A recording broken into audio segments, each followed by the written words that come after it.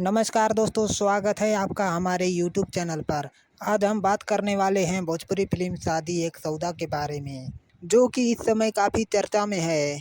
दोस्तों, शादी एक सौदा फिल्म का प्रोड्यूसर है रामा प्रसाद जी और डायरेक्टर हैं संजीव बोहरपी जी। तो दोस्तों, आइए जानते हैं इस फिल्म के खासियत के बारे में।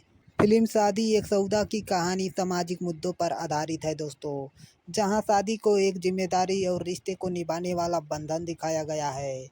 फिल्म में दिखाया गया है कि कैसे शादी सिर्फ दो लोगों का नहीं बल्कि दो परिवारों का सौदा बन जाता है। और दोस्तों, इस फिल्म के डायरेक्टर संजीव बोहरपी ने इस विषय को बहुत ही दमदार तरीके से पेश किया है। दोस्तों, कुल मिलाकर शादी एक सौदा एक ऐसी फिल्म है जिसमें सामाजिक संदेश भी है और मनोरंजन भी है। तो चलिए दोस्तों, इस वीडियो को यहीं पर ख़त्म करते हैं। दोस्तों, अगर ये वीडियो हमारा आप सबको अच्छा लगा हो तो लाइक, कमेंट और सब्सक्राइब ज़रूर करिएगा दोस्तों। चलिए, धन्यवाद दोस्तों।